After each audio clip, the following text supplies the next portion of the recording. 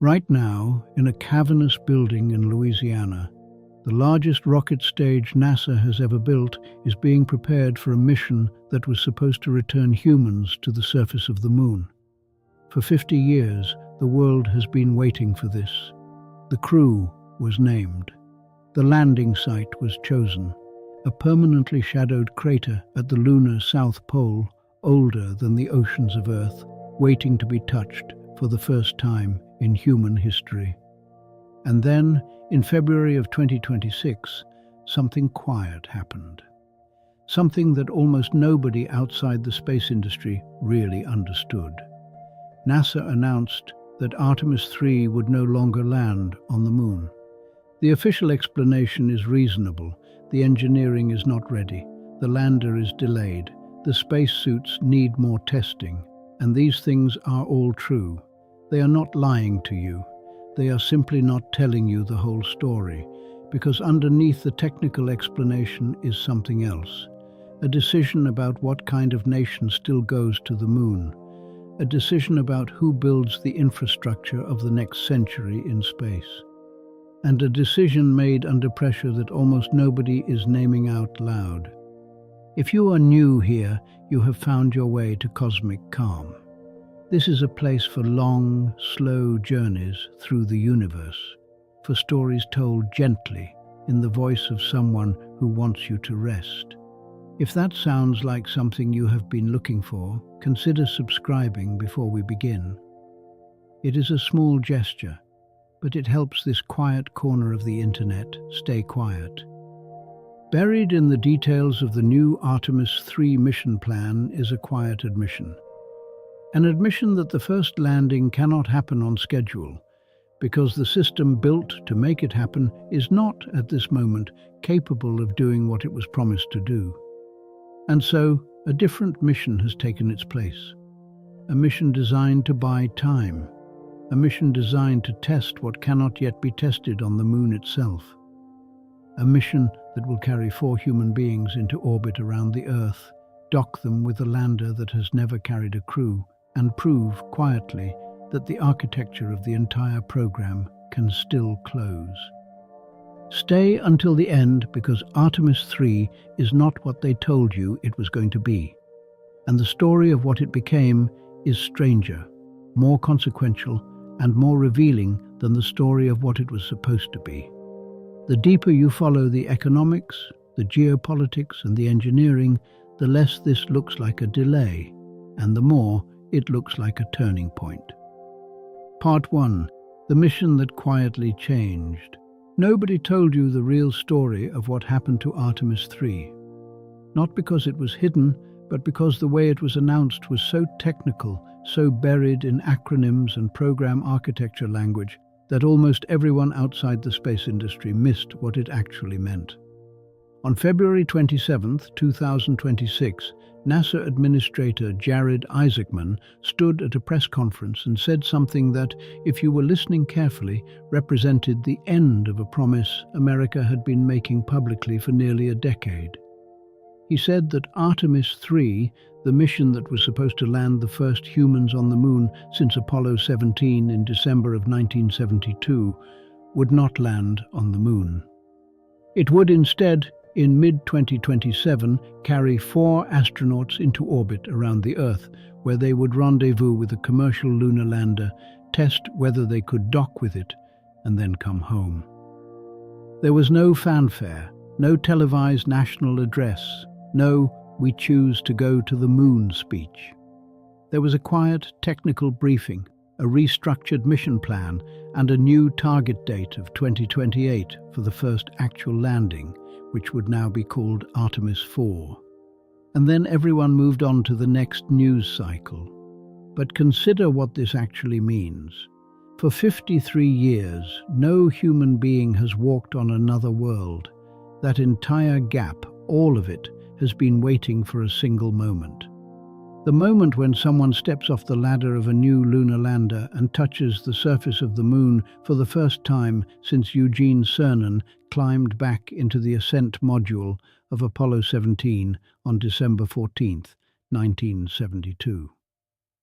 That moment has now been pushed back again. Not by years of delay, the way previous delays to Artemis 3 had been handled, but by an entire mission. The landing itself has been quietly moved to someone else's flight. And the mission that replaces it, the new Artemis 3, is something almost no one expected. It is, in its essential structure, a repetition of something NASA last did in March of 1969 in preparation for Apollo 11. A mission called Apollo 9, a crude test of the lunar module in Earth orbit before anyone tried to take it to the moon itself.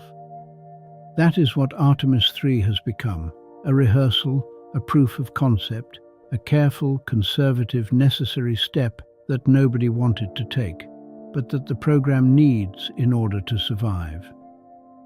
What follows is the story of why this happened, what it means for the race back to the moon, and why it matters far more than the quiet way it was announced suggests. Because the story of why Artemis 3 changed is, in many ways, the story of what is actually at stake in the return to the lunar surface. And the reason it is at stake now, in 2026, is very different from the reason Apollo happened in 1969. Part 2. What Artemis 3 was supposed to be. To understand what was lost when the mission plan changed, it helps to remember what Artemis 3 was originally going to be. And the answer, until very recently, was something historic. Something that had not happened in the lifetime of most people listening to this right now. Artemis 3, as designed for most of its development, was going to be the first crewed lunar landing in over half a century. 2 astronauts were going to descend to the surface of the moon at the lunar South Pole, the first humans ever to attempt a landing in that region.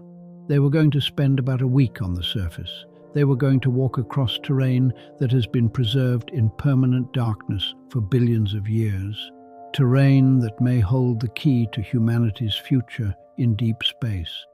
And when they returned, they would have become the first new names added to a list that had ended in 1972. The landing site was chosen for specific and important reasons. The lunar South Pole is not like the rest of the moon. Because the moon is tilted on its axis by only about 1.5 degrees compared to Earth's 23.5, sunlight at the poles does not rise and set in a normal cycle. The sun skims the horizon, never rising very high. And in certain deep craters at the South Pole, craters whose rims are tall enough to block even that low-angle sunlight, no sunbeam has touched the floor in billions of years. The bottoms of those craters are some of the coldest places in the entire solar system, colder than the surface of Pluto. In that deep cold, water ice has been preserved. Water that was deposited by ancient comet and asteroid impacts. Water that has been sitting in the dark for longer than there has been life on Earth. That water, if it can be extracted and processed, can be turned into rocket fuel. Hydrogen and oxygen, the same propellants that powered the space shuttle's main engines.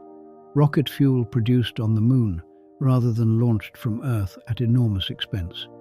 The original Artemis 3 was going to be the first step toward finding out whether this resource is actually extractable at useful quantities. 2 astronauts walking on the lunar South Pole, collecting samples, testing the environment, laying the groundwork for everything that was supposed to come after. A permanent lunar presence by 2032, a base station powered by sunlight from the peaks of near-eternal illumination on the crater rims. Eventually, an operational fuel depot in cislunar space supplying missions to Mars and beyond.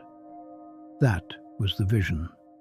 That was the promise that had been repeated in press conferences and international agreements for years. And then it quietly, methodically came apart. Not because the vision was wrong, but because the specific vehicles and systems that were supposed to execute it, the ones being built by SpaceX and Blue Origin and Lockheed Martin and Axiom, were not ready. not on the schedule that had been publicly committed to, and the pressure of that gap between promise and reality was what finally forced the mission to be rewritten. Part 3. The announcement nobody fully heard. February 27, 2026 was a Friday. It was also, in the quiet language of program management, one of the most significant days in NASA's modern history. Because on that day, in a press conference that was covered thoroughly by the space press but barely noticed by the broader public, the agency formally acknowledged that the architecture it had been building toward for half a decade was not going to deliver what it had promised, on the schedule it had promised, with the vehicles it had contracted. The phrasing, as these things often are, was careful. Artemis 3 would be expedited. That was the word used. Expedited in the sense that it would now fly in mid-2027 rather than being further delayed. But expedited here meant something specific. It meant the mission that would fly in mid-2027 would not be the same mission that had been planned. The moon landing had been removed from it. The new Artemis 3 would be a crewed demonstration in Earth orbit, testing rendezvous and docking between the Orion spacecraft and one or both of the commercial landers being built by SpaceX and Blue Origin. The first actual crewed lunar landing of the Artemis program would now happen on Artemis 4, targeted for 2028, and that was, if everything went according to the new plan, the best-case scenario. If you are wondering whether this sounds like a retreat, you are not wrong to hear it that way. It is a retreat, but it is a carefully engineered retreat, one that the program managers will argue is actually a way to preserve the overall goal of landing humans on the moon this decade. The reasoning goes like this. If you try to go directly from Artemis 2, a 10-day flight around the moon with no landing, to Artemis 3, an actual crewed lunar landing, and any of the new systems you are depending on fail, you lose everything, not just the mission, but potentially the entire program. And the systems you are depending on, the commercial landers, the new spacesuits, the orbital refueling architecture, none of them have been tested together with a crew. So you add a step. You put the crew in Orion, you launch them into Earth orbit, you have them rendezvous with the lander there, and you test the docking. You test the life support when the vehicles are joined. You test the communication systems. You prove that the hardware closes as an integrated system before you commit to the far more dangerous task of descending to the lunar surface. This is not a new concept. It is exactly what Apollo did in March of 1969 with Apollo 9. Apollo 9 never went to the moon. It flew around the Earth for 10 days, testing whether the lunar module and the command module could dock, undock, and dock again. It proved the system worked, and then Apollo 10 tested that same system in lunar orbit. And only after those two successful rehearsals did Apollo 11 attempt the landing itself. What the new Artemis 3 represents is a return to that kind of caution.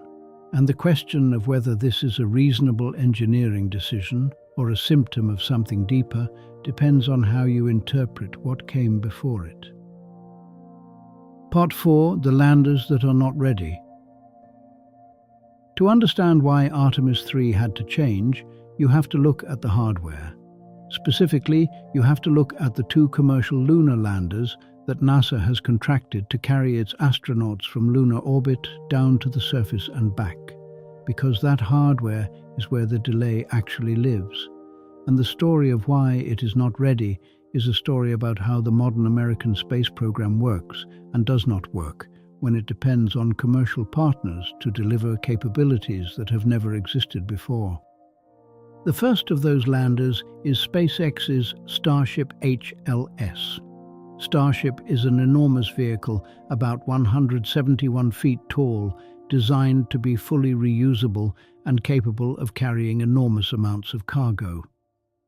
The Human Landing System variant, the HLS, is the version of Starship that has been modified for lunar landings.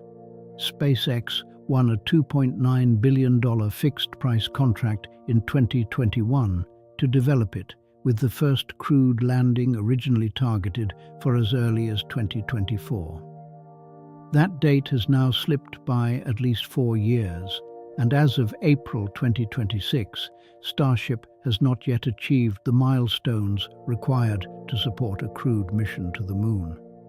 There is a specific technical reason for this delay, and it is worth understanding because it is the central engineering challenge that the entire Starship approach to the Moon depends on.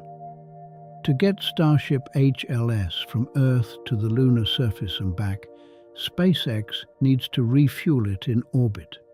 Not because the rocket itself is underpowered, but because the physics of escaping Earth's gravity well, flying to the Moon, landing on it, and taking off again requires an enormous amount of propellant that cannot all be carried from a single launch.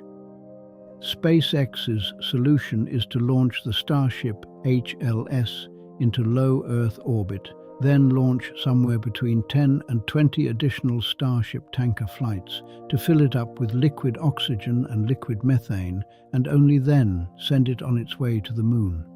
This architecture has never been done before. Transferring large quantities of cryogenic propellant between two spacecraft in microgravity at the scale required is a genuinely new engineering problem. SpaceX demonstrated a preliminary version of the capability during a Starship flight in 2024, transferring some liquid oxygen between two tanks on the same vehicle. But the full version, docking two separate Starships and transferring hundreds of tons of cryogenic propellant without losing too much to boil off, has not yet been demonstrated. It is expected to be tested in 2026, but that test has already been delayed multiple times, and until it works, Starship HLS cannot actually go to the Moon. The second lander is Blue Origin's Blue Moon Mark II. Blue Origin, founded by Jeff Bezos, won a $3.4 billion contract in 2023 for a crewed lander originally scheduled to fly for the first time on Artemis 5.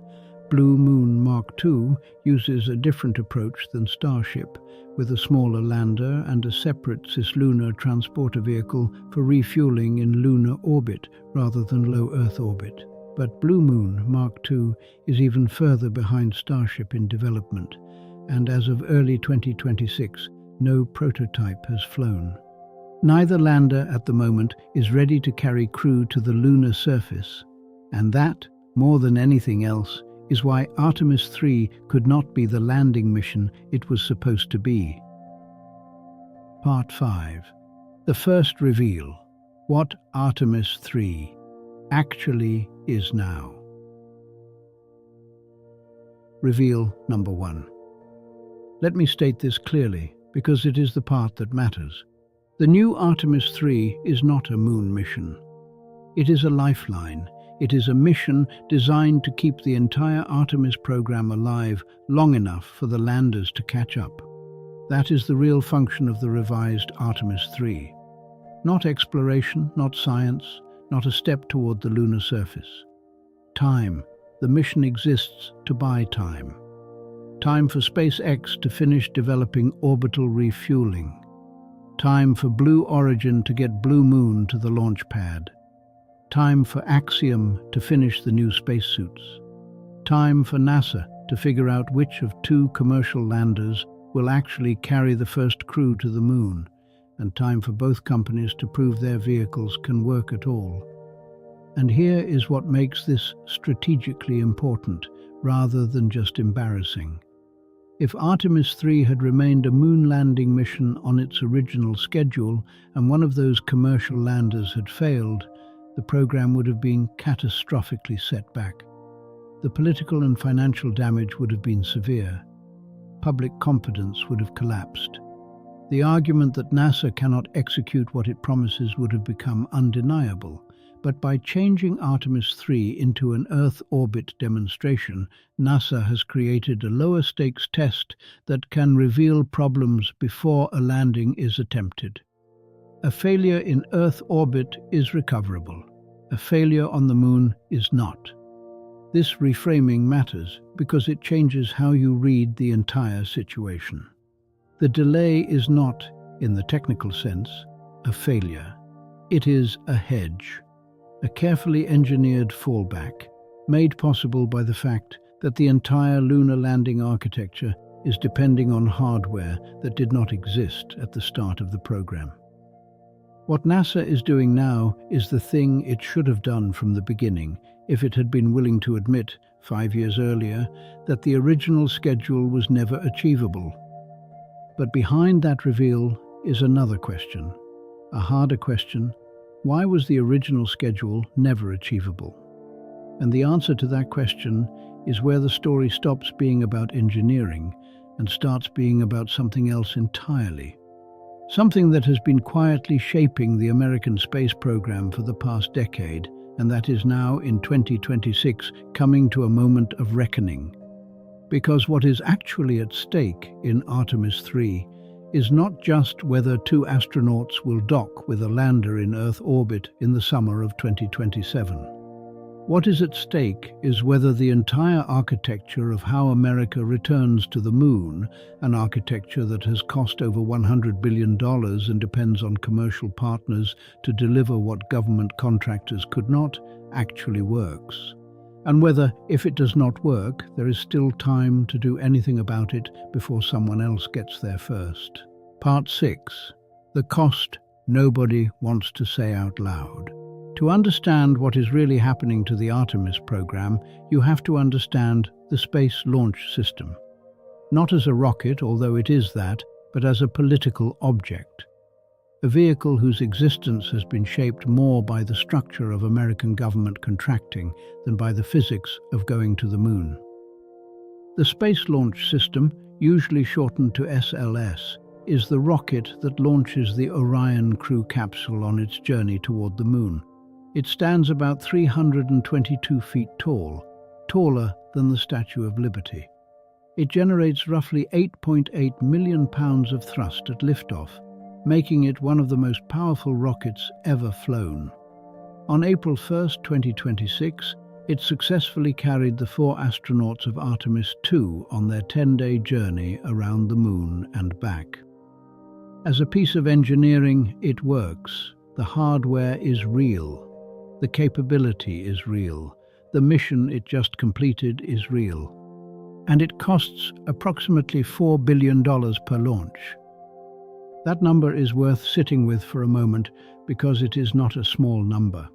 $4 billion is more than the entire annual budget of many countries.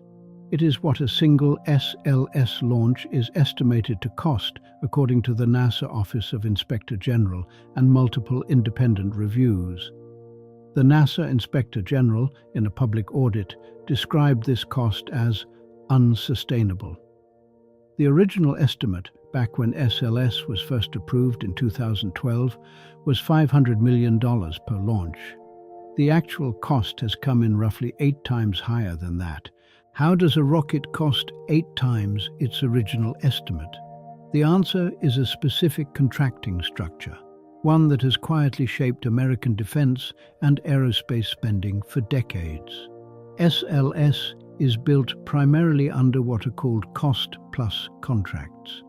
Under a cost-plus contract, the prime contractor, in this case Boeing for the rocket's core stage, is reimbursed for every dollar it spends developing and building the vehicle, plus a fixed profit fee on top.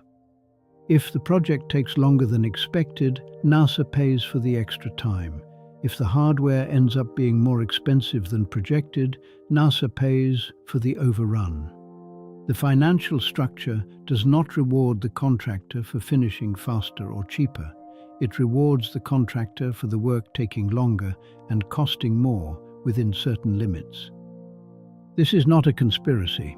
It is a well-documented structural feature of how the program was set up, and it has been criticized publicly by NASA leadership, by Congress, and by independent auditors for years. Boeing's SLS core stage contract is, by the Inspector General's accounting, 140% over its original budget.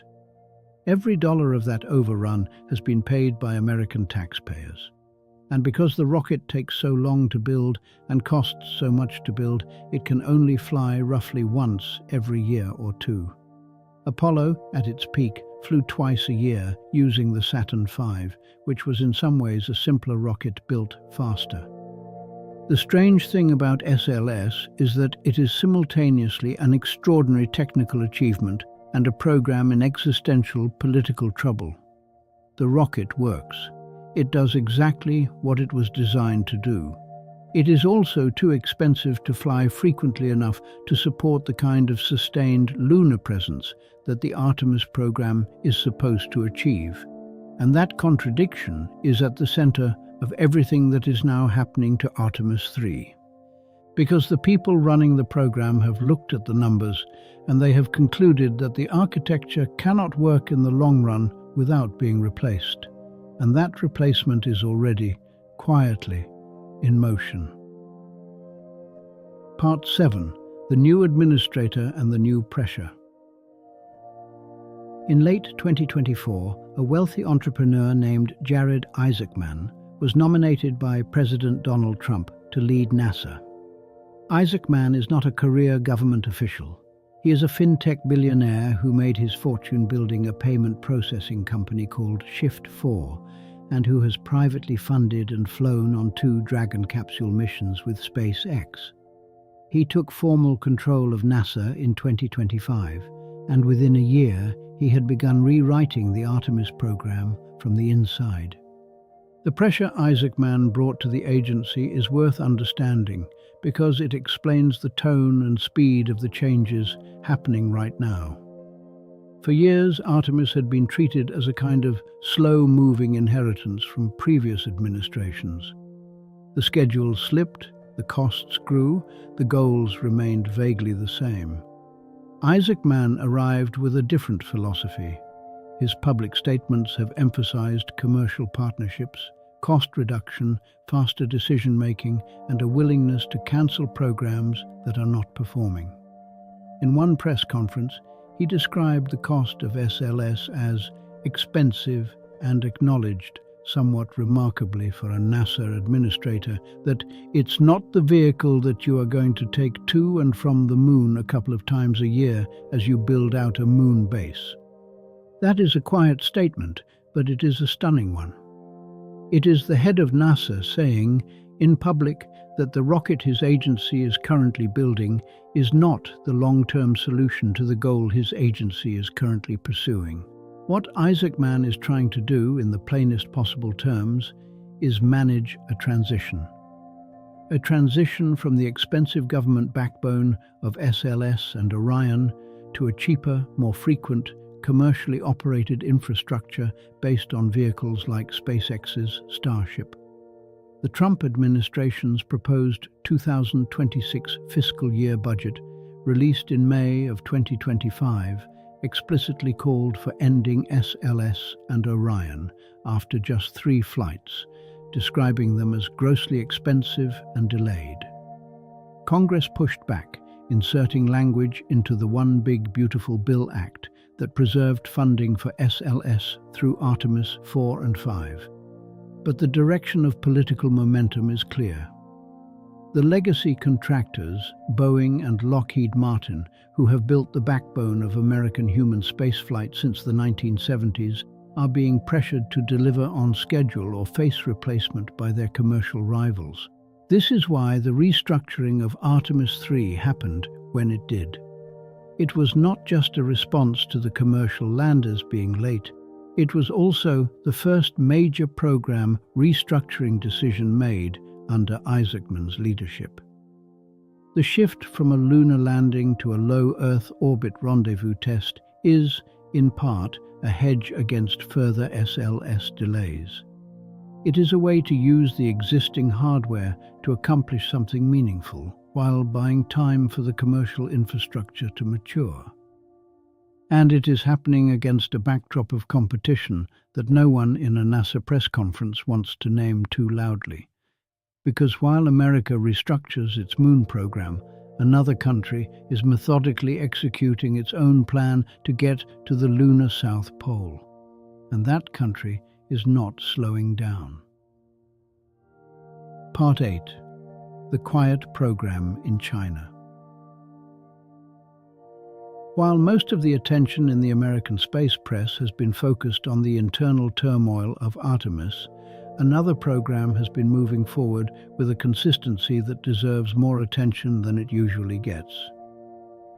China's lunar program, called the Chang'e program, has executed a sequence of missions over the past 2 decades that, when you line them up in order, look less like exploration and more like infrastructure development.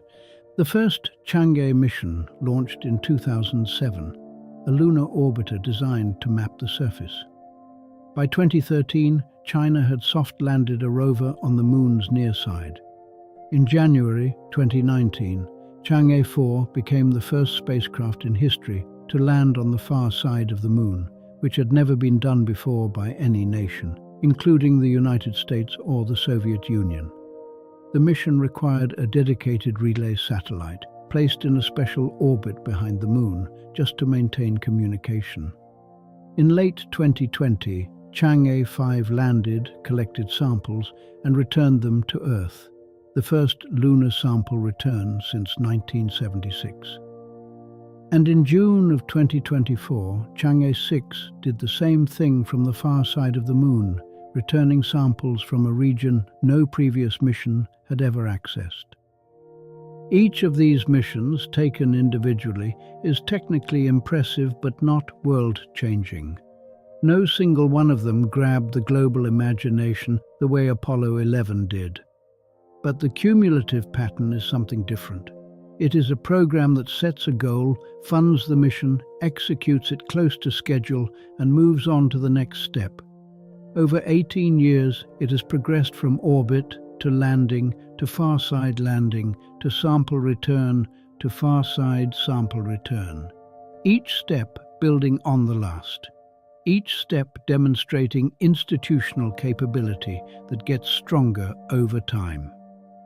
China's publicly stated plan is to land taikonauts, the Chinese term for their astronauts, on the lunar South Pole by 2030.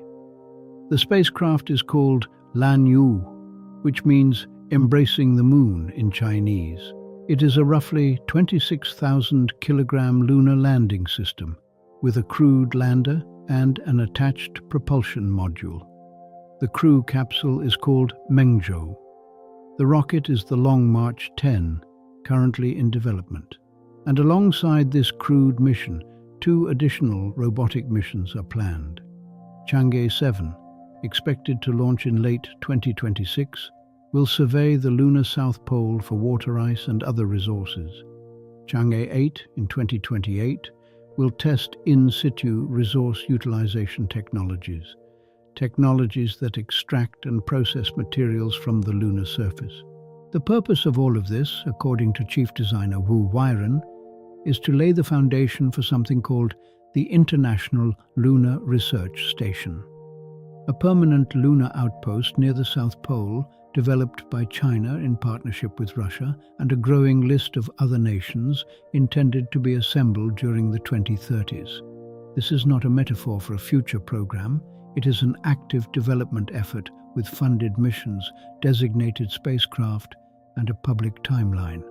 Whether China actually meets the 2030 target is genuinely uncertain.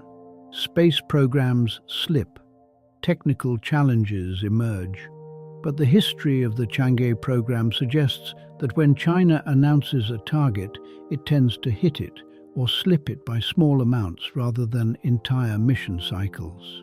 That is not the same pattern that has characterized American lunar ambitions over the past 50 years. Part 9.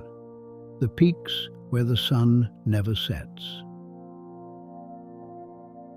The lunar South Pole is not just any destination on the moon. It is, for very specific geographic reasons, the most strategically valuable piece of real estate off Earth. And understanding why is essential to understanding what both the American and Chinese programs are ultimately racing toward. The Moon is tilted on its axis by only about 1.5 degrees.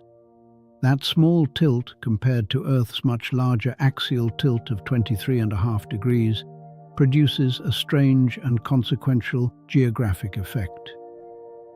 At most latitudes on the Moon, you experience roughly 2 weeks of continuous daylight, followed by 2 weeks of continuous darkness. This cycle is brutally difficult to plan missions around. Solar panels are useless for 2 straight Earth weeks at a time. Temperatures swing violently. Any sustained operation requires enormous battery capacity or nuclear power. But at the poles, because the sun skims along the horizon rather than rising and setting in a normal cycle, something unusual happens. Certain elevated terrain features, mountain peaks and crater rims that stick up above the surrounding landscape, receive nearly continuous sunlight. In some specific locations at the South Pole, ridges receive sunlight for more than 90% of the year, with brief shadows passing over only as the geometry shifts slightly. These are sometimes called peaks of eternal light, or more technically, peaks of near-continuous illumination. They are effectively permanent solar power stations sitting on the surface of another world waiting to be used. And just a few kilometers away, sometimes right next to those illuminated peaks, are the opposite extreme. The floors of certain deep craters at the South Pole have been in permanent shadow for billions of years. Because the sun never rises high enough to reach them, these crater floors have been preserved at temperatures that drop below -230 degrees Celsius, colder than the surface of Pluto. In that deep cold, water ice brought to the Moon by ancient comet and asteroid impacts has been preserved layer by layer since long before complex life existed on Earth. Shackleton Crater is one of these places. Named after the Antarctic explorer Ernest Shackleton, it sits almost exactly at the Moon's geographic South Pole. Its rim contains 3 specific points that remain collectively sunlit for more than 90% of the year. Its interior has been in darkness for billions of years. Radar and spectrometer data from multiple missions, including India's Chandrayaan-1 and NASA's Lunar Reconnaissance Orbiter, strongly suggest the presence of water ice in the permanently shadowed regions. In 2009, NASA deliberately crashed the upper stage of a rocket into a nearby crater called Cabeus, and a trailing spacecraft detected water vapor in the impact plume. The ice is real, though exactly how much there is and how concentrated it is remains partly unknown. The proximity of illuminated peaks to shadowed ice is not an accident of presentation. It is a specific and rare geographic combination that exists at the lunar South Pole and almost nowhere else on the Moon. Ice in the shadows, solar power on the ridges, almost close enough to reach across. And it is precisely this combination that makes the South Pole the target of every serious long-duration lunar mission being planned by every spacefaring nation right now. Because the ice, if it can be extracted, can be split into hydrogen and oxygen through electrolysis. And hydrogen and oxygen, in their liquid cryogenic forms, are among the most efficient rocket propellants chemistry allows, which means the South Pole is not just a destination, it is potentially the first off-world fuel station. Part 10, the second reveal, why this is actually a race. Reveal number 2. Here is what is actually happening underneath the technical language of mission restructuring and commercial partnerships and orbital refueling architectures. This is not a science program, it is a race. And the finish line is not the lunar surface. The finish line is a working fuel depot at the lunar South Pole. Whoever builds the first operational system to extract water from permanently shadowed craters, process it into hydrogen and oxygen, store it, and make it available to spacecraft passing through cislunar space, gains a structural position in the logistics network of all deep space exploration. Not just lunar missions, Mars missions, asteroid missions, anything humanity does beyond Earth orbit for the next century will depend at some level on the question of where the fuel comes from. And the cheapest place to get it, by the physics of rocket equations and gravity wells, is the Moon itself. Specifically, the ice in the permanently shadowed regions of the lunar South Pole. This reframing matters because it explains why the timing of Artemis 3 suddenly seems to matter more than its mission profile. The original moon landing was always going to be symbolic, a moment of national pride and scientific accomplishment. But the infrastructure that was supposed to follow it, the landers going back every year, the base station by 2032, the propellant production facility, the supply chain that turns the moon into a waypoint rather than a destination. That infrastructure is where the actual strategic value lives. And that infrastructure can only be built by whoever gets there first, sets up operations, and establishes what amounts to a de facto claim on the best real estate. There is no international law that currently governs how this claim would work. The Outer Space Treaty of 1967, which most spacefaring nations have signed, prohibits any country from claiming sovereignty over the moon.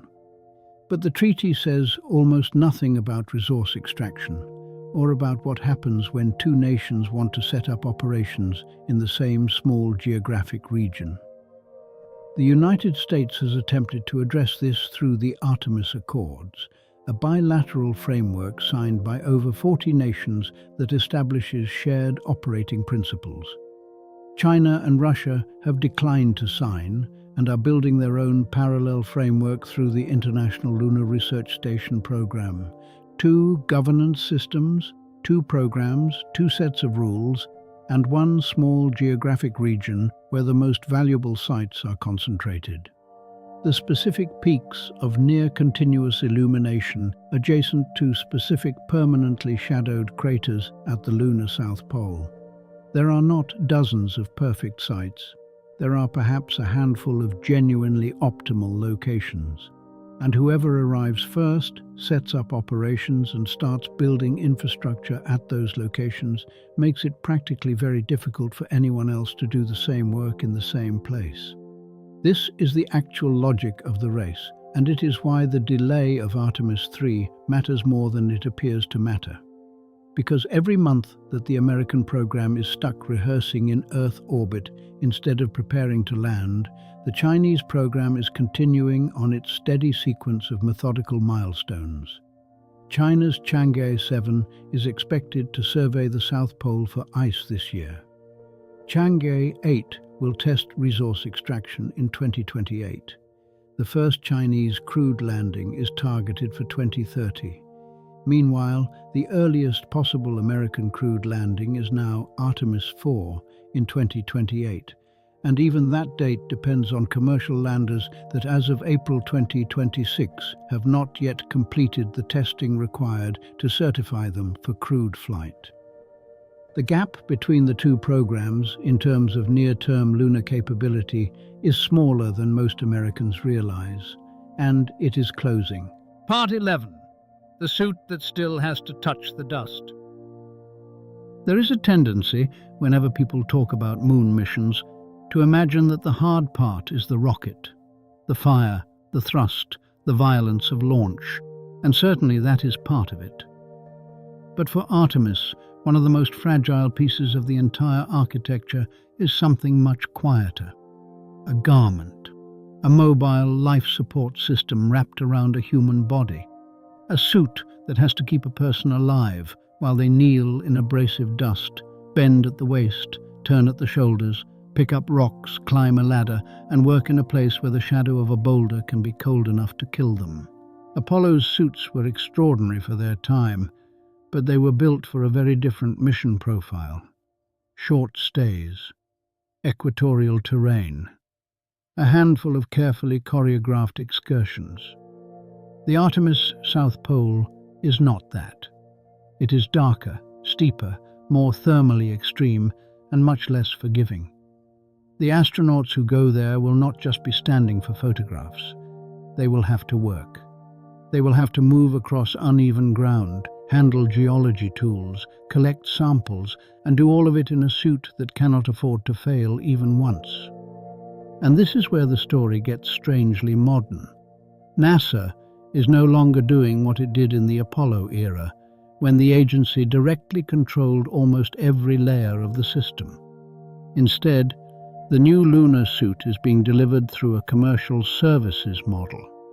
In 2022, NASA selected Axiom Space to provide the moonwalking suit for Artemis. The company became responsible not just for sewing fabric or machining fittings, but for the design, development, qualification, certification, testing, and production of the suit itself. In other words, one of the most intimate pieces of survival hardware in the mission, the thing literally wrapped around the astronaut's skin, became part of the same broader commercial ecosystem that now includes the landers, cargo deliveries, and increasingly the transport architecture as well. There is a certain logic to this. NASA wants recurring lunar missions, not bespoke museum pieces. If the moon is going to become a place people visit again and again, then the equipment has to become something more like an industrial service and less like a singular national artifact. But the logic does not make the engineering easier. It makes the engineering more distributed, more dependent on contracts, milestones, interfaces, and sequence discipline. And that means the spacesuit is no longer an isolated object. It is one node in a much larger chain of dependencies. By early 2026, Axiom's lunar suit, called the AXMU, had passed a contractor-led technical review. Underwater testing was underway. NASA astronauts and engineers were simulating surface tasks, evaluating mobility, checking whether the suit could actually support the kind of work Artemis expects to do at the lunar South Pole. NASA described the suit as offering greater flexibility, better sizing options, improved mobility for collecting geology samples, and the life support protection needed for the harsh lunar environment. A NASA-led review was still ahead, the kind of agency-level evaluation that determines whether a design is truly on track for final testing and delivery. In other words, progress was real. But progress is not the same thing as completion. And that distinction matters more than it first appears to matter, because a lunar landing can survive a delay in almost anything except the items that touch the astronaut directly. If the lander is late, the mission slips. If the depot refueling sequence is late, the mission slips. If the spacesuit is late, the landing itself becomes impossible in the most literal sense. You can deliver astronauts safely to the moon and still fail to conduct a moonwalk if the suit does not exist in a flight-certified form at the moment it is needed. It is worth pausing on that image. A crew reaches the lunar South Pole after half a century of waiting and then remains inside because the final layer of the architecture is not ready. No footprints, no geology traverse, no ladder descent into history. Just 4 people inside machines, orbiting the edge of an achievement that cannot quite close. That is not what anyone wants, and it is one reason NASA has become far more cautious. Once you begin to see Artemis not as a single mission, but as a stack of unproven systems, the revision of Artemis 3 starts to look less like surrender and more like the agency finally admitting what the real bottlenecks are. The spacesuit is one of them. Not because it has failed, but because the moon has a way of turning every unfinished subsystem into the entire story. Part 12. The mission that asked too many things at once. There is a page in the Aerospace Safety Advisory Panel's 2025 annual report that says more about Artemis than almost any press conference ever could. It is not dramatic. It is not rhetorical. It is simply a list of what the original Artemis 3 mission was asking the system to accomplish. And when you read the list carefully, the problem becomes obvious. First mission dependent on the human landing system. First mission requiring approximately 15 fueling launches. First use of a low Earth orbit depot station including cryogenic refueling. First HLS launch from Cape Canaveral on a new launch pad. First HLS lander and Orion rendezvous and docking in lunar orbit.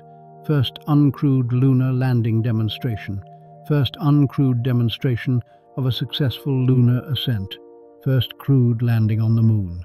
First lunar EVA since 1972. First use of new EVA suits. First crewed ascent from the lunar surface to lunar orbit. First landing at the South Pole site. This is not a mission profile. It is an accumulation of firsts so dense that it starts to read like an engineering stress test of the entire American space program. Try for a moment to imagine the equivalent in aviation history. Imagine deciding that your first commercial transatlantic flight would also be the first time you tested aerial refueling, the first time you certified the runway, the first time you used the engines, the first time you flew through storms, and the first time you landed at the destination. No cautious airline would do this. No safety board would look at that stack of unknowns and call it a balanced mission. It is simply too much novelty concentrated into one event. That is what Artemis 3 was before it was rewritten. The advisory panel saw the same thing and said so quite plainly. As planned, the panel deemed Artemis 3 high risk. It urged NASA to rebalance the mission objectives, reconsider the architecture, and adopt something more like the Apollo program's integrated sequence of ground and flight testing. Not because Artemis lacked ambition, but because it contained too much ambition in one place. The problem was not that any single milestone was unreasonable. The problem was that they were chained together, and in a chained system, every unfinished link becomes a schedule problem for every link after it. This is why the Earth orbit version of Artemis 3 matters. It removes one layer of compression. It separates the act of proving the system can dock, communicate, and operate as an integrated stack from the act of committing human beings to a lunar descent. It turns what would have been a cascading failure point into a staged verification point. That may sound less heroic. It is. But it is also how fragile programs avoid breaking. There is a deeper lesson here, and it is one NASA learned the first time it went to the moon. Apollo looks inevitable in hindsight only because history tends to compress sequence into outcome. We remember Apollo 11. We remember the words, the grainy television, the first step. We do not emotionally remember Apollo 9 as well, or Apollo 10, or the procedural patience required to make the final act possible. But NASA remembered. The safety panel remembered.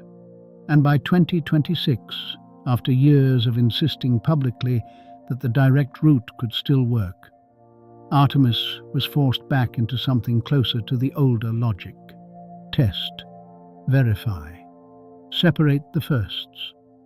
Do not ask a single mission to carry the emotional burden of half a century and the engineering burden of an entire new architecture at the same time.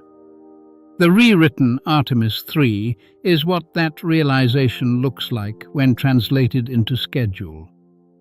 And yet, the most interesting part is not that NASA changed the mission. It is what the change reveals about the culture of the program. Artemis was sold to the public as if the moon were a destination waiting at the end of a road. In reality, the road itself is still under construction. Tankers, depots, landers, suits, cargo systems, launch cadence, mission operations, docking protocols, ascent demonstrations, surface tools. None of these are accessories. They are the road. And what the original Artemis 3 tried to do was drive across a road while still pouring the concrete beneath it. That was never going to be stable for long. Part 13. The outpost that began changing before it existed. For years, one of the central pieces of the Artemis story was Gateway, a small space station in lunar orbit. Not a lunar base, not a lander, but an outpost positioned in the strange looping path of near rectilinear halo orbit around the Moon. Gateway was supposed to be the staging point, the orbital house between Earth and the surface, a place where Orion could arrive, landers could dock, cargo could accumulate, and crews could begin to turn lunar exploration into something more continuous. The concept had a certain elegance to it. Apollo had gone directly to lunar orbit and then to the surface. Artemis, in its more elaborate form, would create a permanent node in between. A place not merely to visit the Moon, but to organize future visits from. In that vision, Gateway was not symbolic.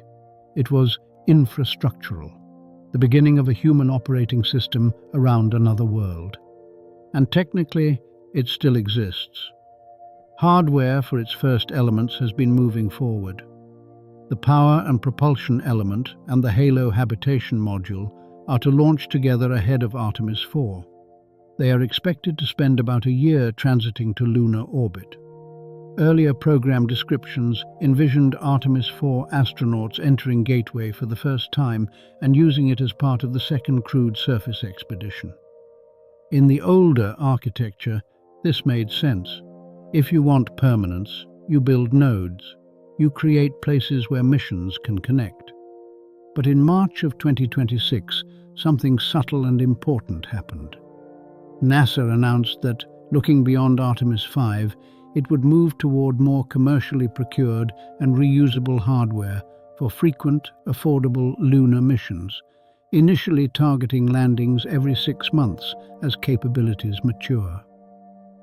And in the same set of announcements, the agency said it intended to pause Gateway in its current form and shift focus toward infrastructure that enables sustained surface operations, repurposing applicable equipment, and international commitments where possible. That is a remarkable sentence, even if it was not treated that way in most headlines. Because it means one of the signature pieces of the Artemis architecture began changing before it had ever hosted a crew.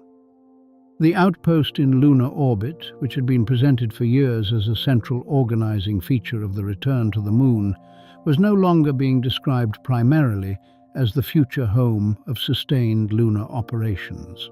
Surface infrastructure was taking priority.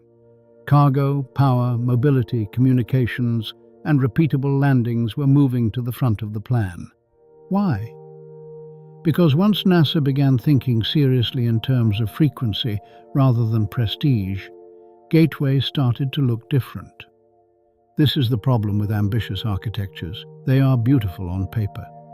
But every orbital node adds mass, interfaces, rendezvous steps, operational complexity, schedule exposure, and cost.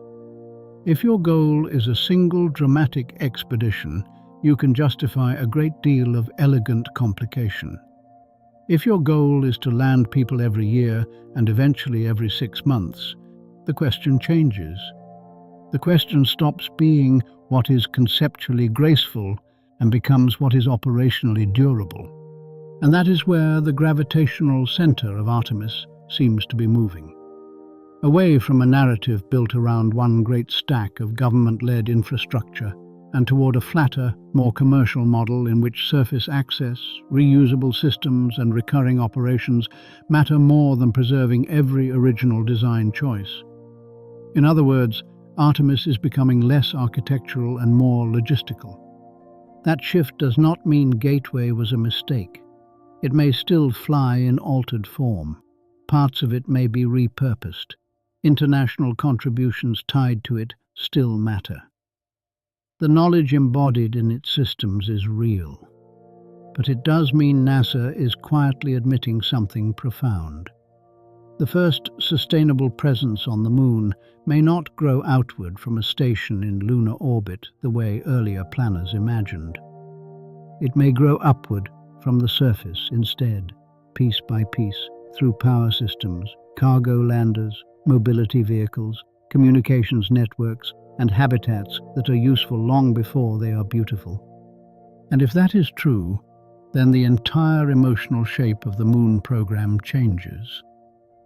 Because now the question is no longer whether America can recreate Apollo with more modern hardware and a prettier architecture diagram. The question is whether it can build something less cinematic but more enduring. A system whose success is measured not by a single historic photograph, but by whether the next crew can arrive with spare parts, fresh batteries, certified suits, a working rover, redundant communications, and a power margin large enough to survive the next unplanned failure. That is a harder thing to sell in a speech. It is also much closer to how civilizations actually expand. Part 14. The difference between a landing and a supply chain. One of the most important changes in the lunar story has happened so gradually that it is easy to miss. The Moon is no longer only a destination for astronauts. It is becoming a destination for freight. NASA's Commercial Lunar Payload Services Program, CLPS, is not as famous as Artemis, but in some ways it tells you more about the future. Under CLPS, NASA buys lunar delivery services from American companies, not hypothetical services. Actual launch, transit, landing and surface operations. Payloads, instruments, technology demonstrations, prospecting tools, communications systems. In 2025, Firefly's Blue Ghost. Mission 1 delivered 10 payloads to Mare Crisium on the Moon's near side. Intuitive Machines' IM-2 mission delivered the Prime 1 ice mining experiment suite and a laser retroreflector array to Mons Mouton near the lunar South Pole. Blue Origin's Blue Moon. Mark 1 is slated to deliver plume study hardware to the South Pole as well. There are more deliveries mapped across 2026, 2027, and 2028. Individually, these are modest missions compared to the emotional weight of a human landing. No one will remember their timelines the way they remember July 1969. But taken together, they represent something extraordinarily important. They mean the Moon is beginning to be approached not just as a stage for heroic visitation, but as a place where repeated delivery matters. And repeated delivery is the first language of permanence. Think about how every frontier in human history actually stabilizes, not with the first person to arrive, but with the first reliable route by which tools, food, equipment, replacement parts and knowledge can continue arriving after the first person is gone. The first crossing makes history. The second 100 crossings make civilization. In that sense, CLPS may be closer to the real future of the Moon than the public spectacle of Artemis sometimes suggests. NASA itself has started speaking in those terms. In its 2026 lunar base planning language, the agency described a phased approach. Build, test, learn. Shift from bespoke, infrequent missions to a repeatable, modular approach. Use commercial deliveries, mobility programs, communications, navigation, power generation, and surface operations to increase the tempo of activity. This is not the vocabulary of flags and footprints. It is the vocabulary of systems engineering. And systems engineering, unlike symbolism, accumulates. Once you see that clearly, the entire Artemis debate rearranges itself. A single landing is a statement. A supply chain is a claim. Not a legal claim, perhaps, because international space law still avoids the language of sovereignty. But a practical claim. A claim made in landed mass stored energy, deployed hardware, mapped terrain, functioning mobility, known routes, proven descent profiles, maintenance procedures, spare inventory, and the simple brute fact that your equipment is already there while someone else's is still on a PowerPoint slide. This is why a recurring cargo program matters so much. It turns the moon from a place you can reach into a place you can support. And support is the hidden word beneath almost every serious lunar ambition. You cannot do geology without support. You cannot do ice extraction without support. You cannot do habitation, construction, surface science, propellant production, or radiation-shielded infrastructure without support. Even the most breathtakingly advanced crewed lander is, in the end, just a temporary ferry if there is nothing on the surface to receive its passengers but dust and darkness. The Americans are not the only ones who understand this. China's robotic sequence is built on the same logic. Survey, land, return samples, scout the pole, test utilization technologies, then land crew. Different vehicles, different political system. Same underlying truth. The moon stops being a stunt and starts becoming a theater of operations only when cargo begins arriving on purpose in sequence over time. And that is why Artemis 3 became smaller. Because a mature program does not confuse the first act of arrival with the full reality of presence. It learns, sometimes painfully, that history's most photographed moments are often supported by long chains of less glamorous work.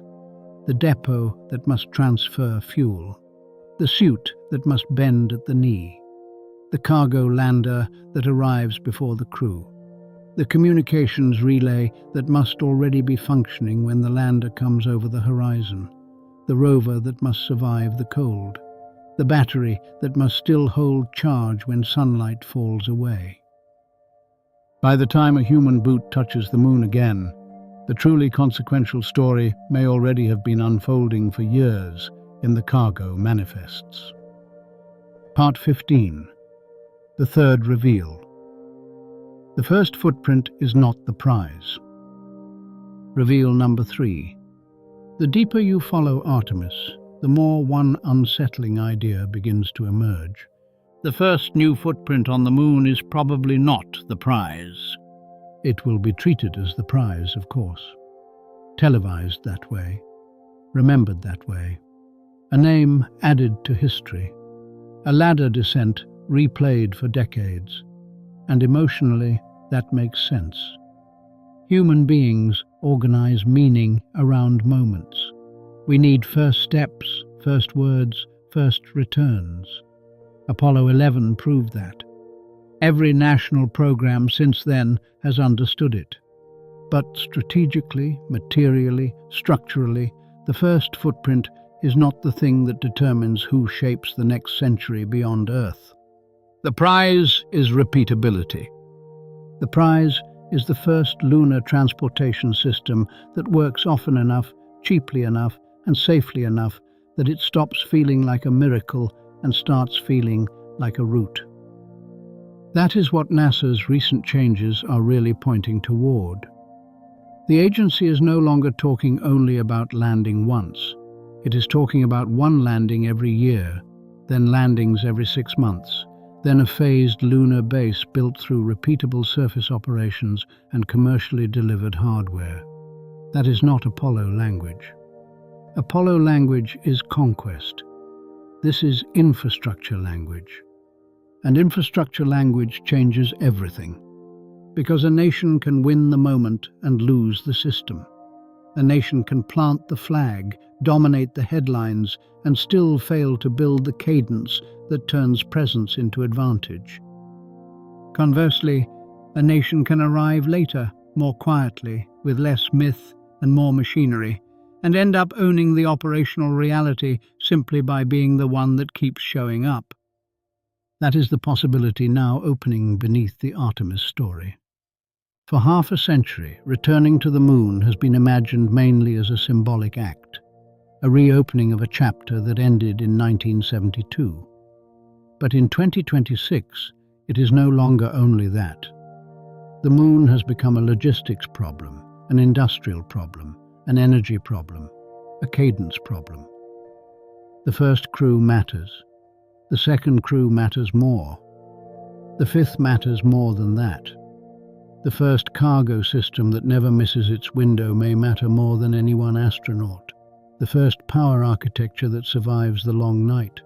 The first local extraction demonstration that works twice, then 10 times, then 100. These are the kinds of milestones that do not look cinematic in the moment. They also happen to be the milestones history eventually builds itself around.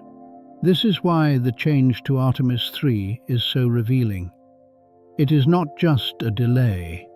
It is an admission that the old emotional script, the one that tried to treat a single landing as the decisive event, no longer matches the actual structure of the competition. NASA has been forced by the weight of its own hardware and schedule reality to move closer to the truth. The truth is that the return to the moon will not be won by whoever delivers the prettiest reenactment of Apollo.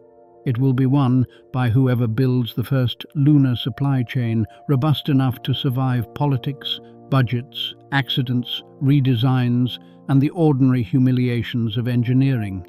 That is a much harder race to narrate. It has fewer iconic frames.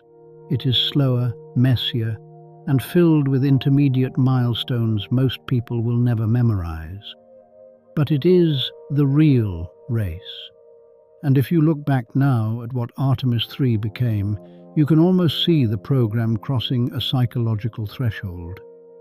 The Earth orbit rendezvous test, the split of objectives, the shift toward reusable hardware, the reduced emphasis on orbital elegance, the growing importance of cargo cadence and surface infrastructure, all of it points in the same direction. America is no longer merely trying to return to the moon. It is trying, perhaps belatedly, to learn how to remain there. Whether it can do that before China closes the gap is still unknown. Whether the commercial systems NASA now depends on can mature fast enough is unknown. Whether budgets, administrations, and contractors can hold a coherent line through the next several years is unknown. But one thing is no longer unclear. The future will not belong to the nation that touches the moon once and then tells stories about it for 50 years. We already know what that looks like. We have lived inside that silence since Apollo 17. The future belongs to the nation that learns how to go back before the dust of the last landing has even settled. And that is why Artemis 3 had to change. Because beneath the headlines, the moon is no longer waiting for a hero. It is waiting for a system. Part 16. The law was written before the industry existed. There is something almost eerie about the legal framework governing the moon. It was written in an era when lunar activity was mostly theoretical, when nobody had built a commercial lander, nobody was talking seriously about extracting water ice for fuel, and the main fear was not economic competition at the South Pole, but national rivalry spilling into orbit. The Outer Space Treaty of 1967 established the foundation. Outer space, including the moon, is free for exploration and use by all states, and no nation may claim sovereignty over the moon by occupation, use, or any other means. That principle still stands. It is the bedrock beneath everything, but it was written before anyone had to decide what happens when two separate programs want to operate in the same crater rim region at the same time. That gap is where modern lunar politics now lives. The Artemis Accords, which NASA says had more than 60 signatories by early 2026, and specifically reached 61 when Oman signed in January, are not a treaty in the old sense. They are a non-binding framework meant to guide civil exploration. They affirm that extracting and using space resources can be conducted consistently with the Outer Space Treaty, and they introduce the idea of temporary safety zones to prevent harmful interference around active operations. NASA's own language is careful here. Safety zones are not supposed to be permanent. They are tied to specific operations and are meant to end when those operations cease. But once you imagine real hardware on the ground, a habitat, a mining experiment, solar arrays, cables, rovers, communications towers, the distinction between a temporary operational zone and a practical exclusion area starts to become much more important. And then there is the parallel system. China and Russia are not part of the Artemis Accords. Instead, they are building toward the International Lunar Research Station, with Chinese officials describing a basic station in the lunar South Pole region by 2035. This means the future moon is not converging toward one shared governance model. It is moving toward at least two. One organized around the Artemis Accords and American-led commercial partnerships. Another organized around the ILRS and a different diplomatic center of gravity. That does not automatically mean conflict. But it does mean that when the most valuable terrain is concentrated in a handful of polar regions, the rules of coexistence may be tested by practice before they are ever resolved by law. This is why the legal story matters more than it seems to matter. People often ask who will own the moon, as if the answer will arrive in the form of a flag and a formal declaration. But that is probably the wrong image. Ownership is not what the current system is set up to produce. Operational precedence is much more likely. The first sustained activities, the first safety protocols, the first surface infrastructure, the first routes between power-rich ridges and ice-rich shadows, these are the things that may shape reality long before anyone settles the philosophy. The law says no one can own the moon. The harder question is, who gets to organize it? Part 17. America is not just building a program. It is building a market. One of the strangest features of Artemis is that NASA is no longer trying to own every important piece of the architecture. In Apollo, the agency was the center of gravity. Contractors built hardware, but the state defined and controlled nearly everything that mattered. Artemis is different. NASA is increasingly becoming an anchor customer in a market it is trying to create. The human landing system contracts for SpaceX and Blue Origin are firm fixed-price contracts, not the traditional cost-plus model that defined so much of the earlier government-heavy stack. At the same time, the Commercial Lunar Payload Services Program has awarded 11 lunar deliveries to 5 vendors to carry more than 50 payloads to the moon, with a maximum contract value of $2.6 billion through November 2028. NASA is not just buying rockets anymore, it is buying services. End-to-end delivery, launch, landing, operations, logistics. That shift sounds bureaucratic until you realize what it means. It means the American return to the moon is being built less like Apollo and more like the early formation of an industry, a market for cargo deliveries, a market for crewed landing services, eventually perhaps a market for surface mobility, communications, power systems, and resource extraction support. NASA said in March 2026 that beyond Artemis 5, it intends to incorporate more commercially procured and reusable hardware for frequent and affordable crewed lunar missions, initially targeting landings every 6 months as capabilities mature. That is not a statement about a single national adventure. It is a statement about recurring demand. And recurring demand is what turns a heroic project into an economy. But this model comes with a different kind of fragility. When government controls everything, the risks are concentration, slowness, and cost. When government depends on commercial providers, the risks are integration, timing, and market survival. A delayed contractor is no longer just a delayed supplier. It can become the critical path for the entire national program.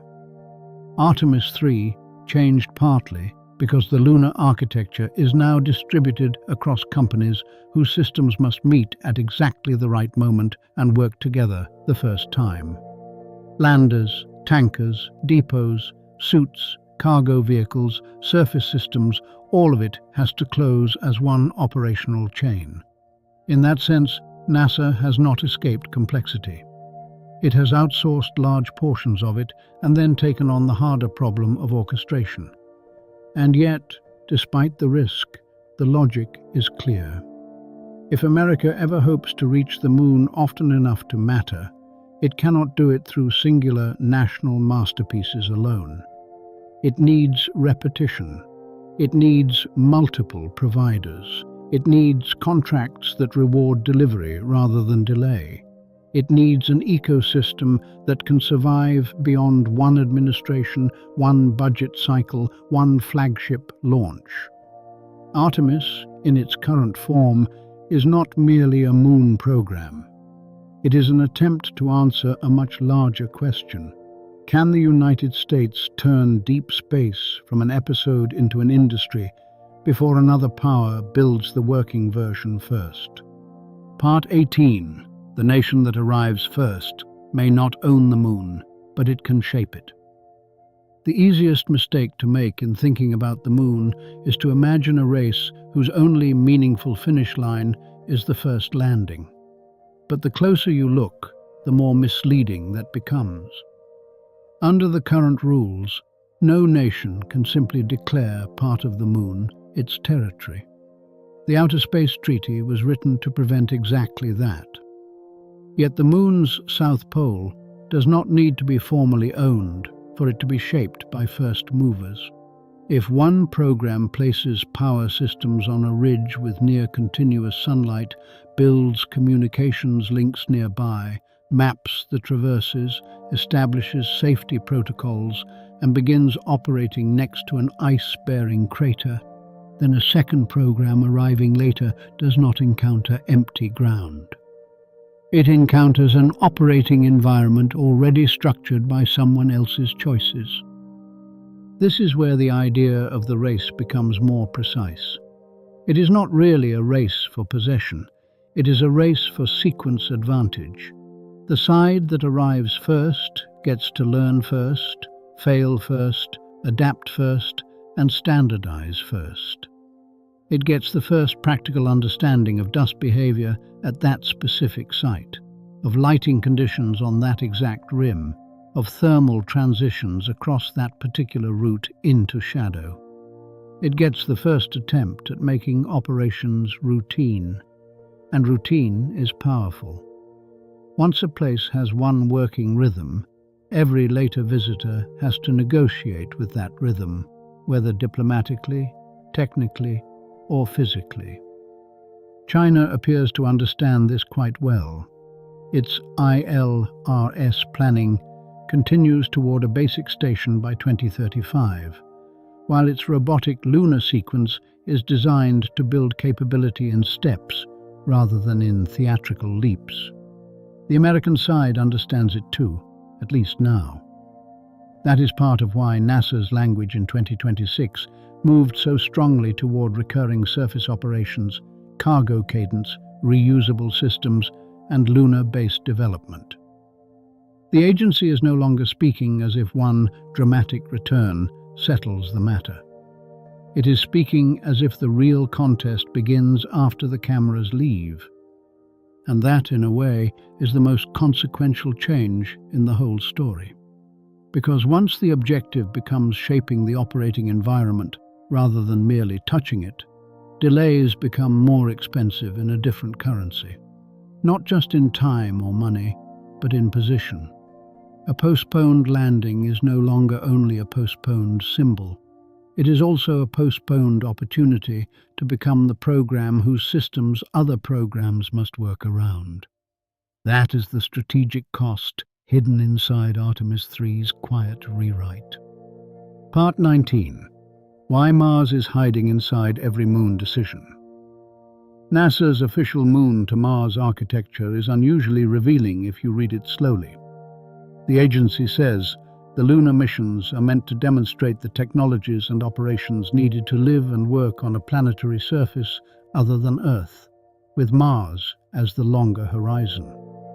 It organizes this strategy in stages, moving from human lunar return to sustained lunar evolution, and then onward to humans on Mars. In other words, the Moon is not simply the destination. It is the place where the next operating system for deep space is supposed to be tested. This makes the lunar South Pole even more important than it already seems. NASA's own Moon-to-Mars language has been explicit for years that lunar polar ice represents power, fuel, and science.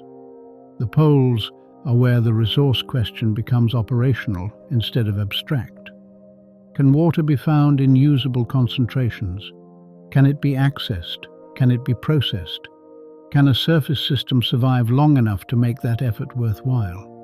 If the answer to enough of those questions becomes yes, then the Moon changes from a remote outpost into a logistics layer for everything farther away. And if the answer stays no, then Mars remains much more dependent on lifting nearly everything from Earth at enormous cost. Seen from that perspective, Artemis 3 starts to look less like a single delayed Moon mission and more like a forced pause in a much larger rehearsal. What NASA needs from the Moon is not just symbolism, nor even just scientific return. It needs proof that a human system can operate away from Earth with local resources, recurrent cargo, repeatable surface activity, and eventually something like industrial persistence. The reason that matters is not because the Moon and Mars are the same. They are not. Mars has an atmosphere, dust storms, longer transit times, and a far more punishing rescue problem. But the Moon is close enough to fail on, which is exactly what makes it valuable. It is the nearest place where a civilization can discover whether it actually knows how to extend itself beyond Earth without the whole effort collapsing into spectacle and expense. That is why every supposedly narrow technical issue inside Artemis, the docking sequence, the suit, the lander, the cargo cadence, the shift toward reusability, keeps opening outward into something larger. The Moon is where the question of Mars becomes practical, not rhetorically, not aspirationally, but mechanically. And once you see that, the revision of Artemis 3 stops looking like a local embarrassment. It starts looking like a stress response from a program that has realized the stakes are much higher than one landing date. Part 20. The fourth reveal. The Moon was never the destination. Reveal number 4. The quiet truth underneath all of this is that the Moon was never really the final destination of Artemis. Not in the strategic sense, not in the economic sense, and increasingly, not even in NASA's own planning language. The Moon is the test. It is the place where the 21st century will discover whether deep space becomes a sequence of rare, ceremonial expeditions or the beginning of a durable operating environment beyond Earth. That is the real distinction now. Not between America and China in the old Cold War sense.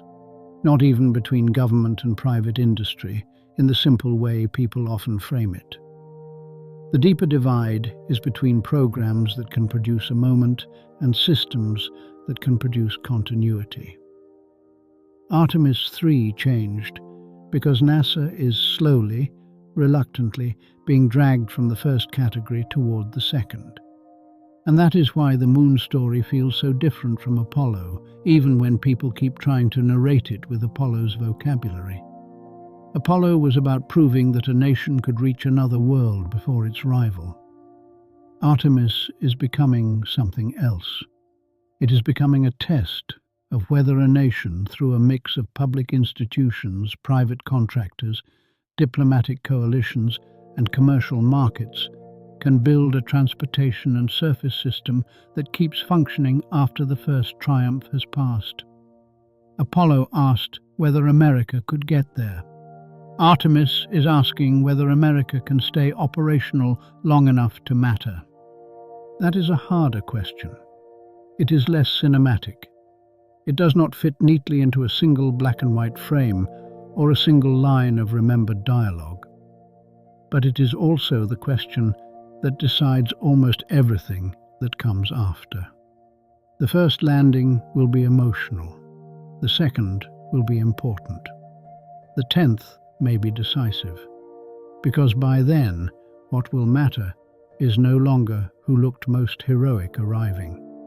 It will be who built the power grid, who established the cargo cadence, who solved the surface logistics, who turned water into propellant, who made the route stable enough that the next departure to another crater, to a depot, perhaps one day to Mars, no longer feels impossible. And so the meaning of Artemis 3 changes one last time. It is not just a delayed mission. It is not just a cautious mission. It is not even just a political compromise. It is an admission that the old way of thinking, the idea that a single triumphant landing could stand in for the health of the whole system, is no longer good enough. The real competition has already moved beyond first steps. It is now about whether the species learns how to make a frontier function. And the moon, silent and airless and older than every nation now racing toward it, is where that lesson will be learned. Part 21. The clock above all the other clocks.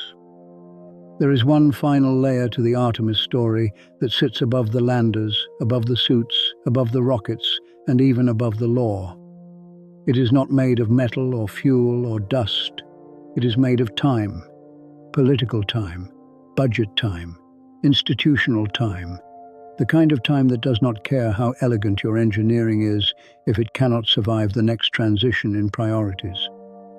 This is the part of the story that space enthusiasts often dislike talking about, because it feels less noble than propulsion systems and lunar geology.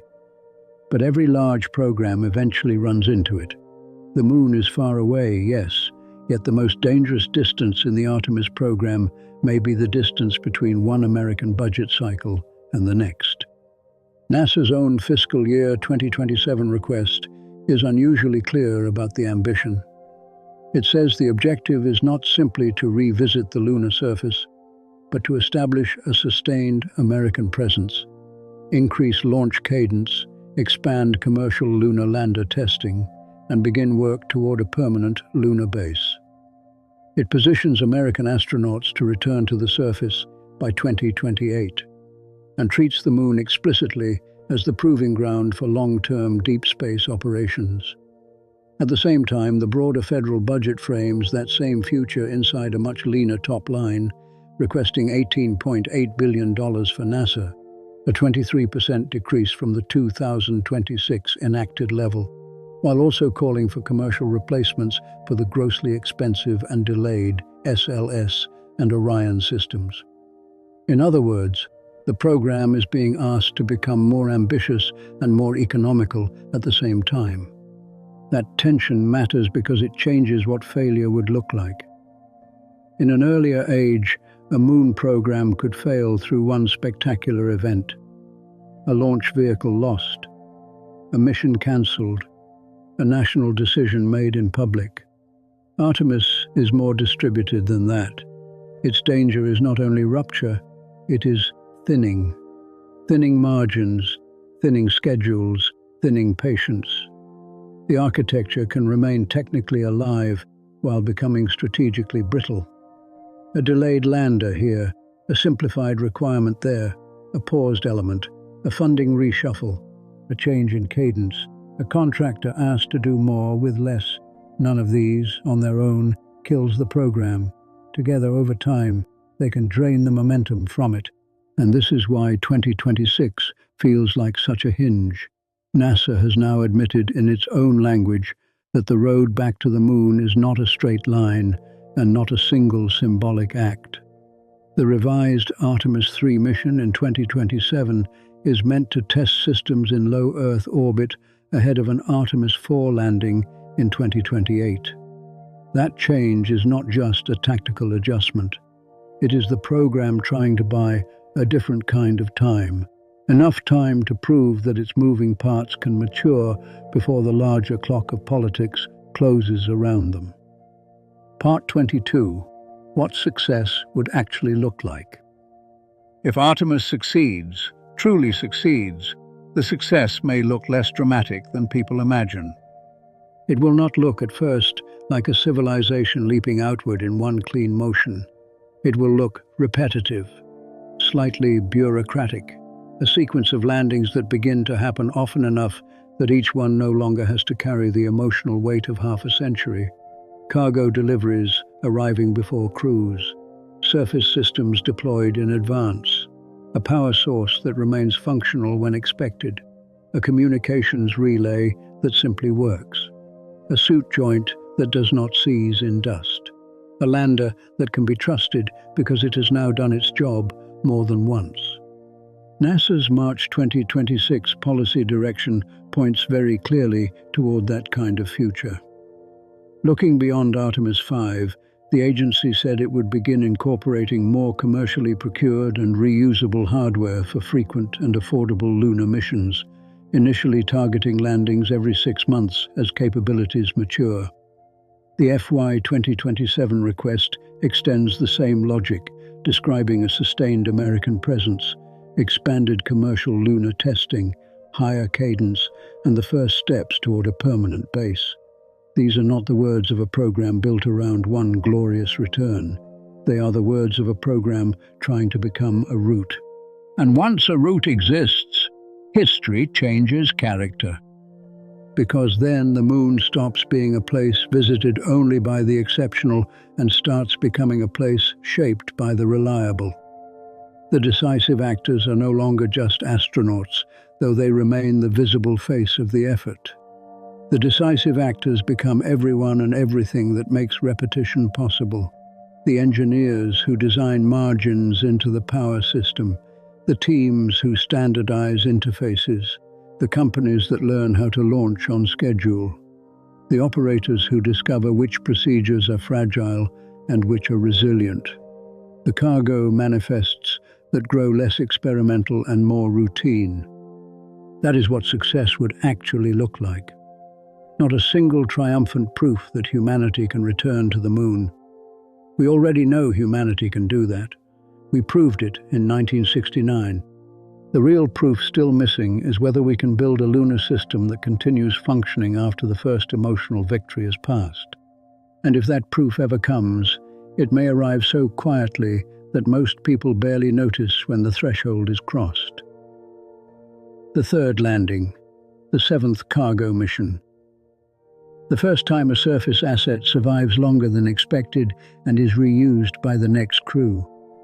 The first time an operation on the moon begins to feel less like an exception and more like a schedule. That is how frontiers become real, not when they are reached, but when they begin to repeat. Part 23. What failure would actually look like. Failure, on the other hand, may not announce itself with flames. It may arrive in a softer form. A form that modern institutions are strangely vulnerable to because it allows everyone involved to keep speaking as though momentum still exists.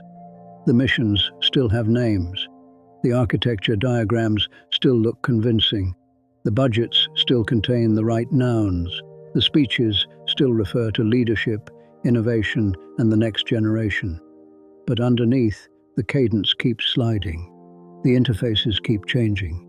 The critical path keeps migrating from one unfinished subsystem to another. The Aerospace Safety Advisory Panel's 2025 report is useful here because of how plainly it described the situation. The panel said the original Artemis 3 baseline could not be accomplished with appropriate margins of safety and recommended that NASA rebaseline and redistribute risk across Artemis 3 and the missions that follow.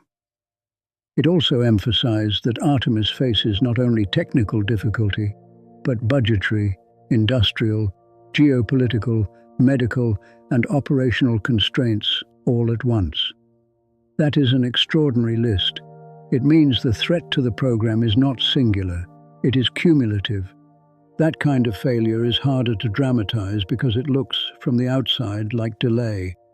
But delay is only the surface symptom. The deeper problem is loss of coherence. A moon campaign can survive a late vehicle if the overall direction remains stable. What it cannot survive indefinitely is the feeling that every solved problem merely uncovers 3 new dependencies elsewhere in the stack. A civilization does not expand into a frontier when every mission has to be reinvented from the beginning. This is why Artemis 3 matters even in its diminished form. It matters because it is the first sign that NASA is trying to prevent that softer failure. The Earth orbit demonstration is an act of realism. It says, in effect, that a program which cannot yet land safely should stop pretending it is one scheduled slip away from doing so. It should separate the unknowns, test the interfaces, and make peace with the slower sequence required to remain credible. That is not weakness. It is a form of honesty the program perhaps needed years earlier. But honesty does not guarantee success.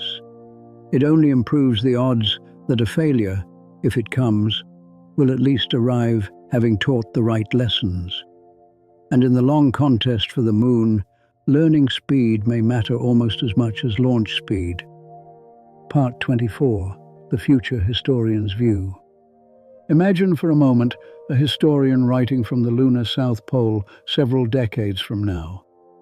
Not a historian on Earth, reconstructing the story from transcripts and archived budgets, but a historian actually there, in a habitat powered by sunlight gathered on a nearby ridge, with cargo vehicles occasionally arriving from Earth, with old landing sites preserved in the dust beyond the window. What would that historian say about 2026? It is possible they would barely mention it. History has a way of compressing its turning points until they become almost invisible. Apollo 9 is not how most people remember the road to Apollo 11, though without Apollo 9, there might have been no Apollo 11. In the same way, the rewritten Artemis 3 may one day look like a footnote in a longer sequence of lunar settlement. But it is also possible that 2026 will be remembered as the moment the illusion finally broke. The illusion that returning to the moon was mainly about courage. The illusion that the central challenge was merely launch capability. The illusion that one iconic landing could stand in for the health of an entire off-world system. Perhaps that future historian would look back and say that this was the year the moon stopped being a destination in the old mythic sense and started becoming something more demanding. A place that required logistics, law, markets, discipline, patience, and the ability to tolerate repetition without losing purpose. A place that did not care who gave the better speech, only who could keep arriving with working hardware. And perhaps, from that future vantage point, the revised Artemis 3 would not look like a retreat at all. It would look like the first honest mission of the new era. Not the mission that fulfilled the promise, but the mission that finally admitted what fulfilling the promise would actually require. There is something strangely beautiful in that possibility, because it suggests that history is not always moved forward by the grand gesture. Sometimes it is moved forward by the moment an institution stops performing confidence and begins practicing sequence. Test this first. Delay that until it is ready. Prove the interface. Protect the crew. Accept the slower road if the slower road is the one that stays open. That kind of decision rarely becomes myth. It may, however, be the reason myths become possible later. Part 25. The final reveal. The return to the moon is a test of maturity. Reveal number 5. Here, at the very end of the story, is what Artemis 3 has really revealed. The return to the moon is not primarily a test of bravery. It is a test of maturity. Bravery humanity has already demonstrated in excess. We had that in Apollo. We had it in the early pilots, the early divers, the early sailors, the early climbers, and in every generation that stepped towards something dark with less information than wisdom would have preferred. Courage is not the scarce resource here. What is scarce is continuity. What is scarce is the ability of a civilization to want something for long enough, clearly enough, and competently enough that it can build the boring middle between dream and permanence. To fund the second mission after the first applause fades. To simplify a failing architecture before pride locks it in place. To let engineers be honest. To let schedules slip when safety requires it, but not so often that purpose dissolves. To build commercial systems without surrendering strategic coherence. To create laws strong enough to prevent conflict and flexible enough to allow use. To keep showing up. That is the true difficulty now. The moon is not asking whether we can reach it. It is asking whether we can become the kind of society that can sustain a frontier without turning it into either a stunt or a ruin.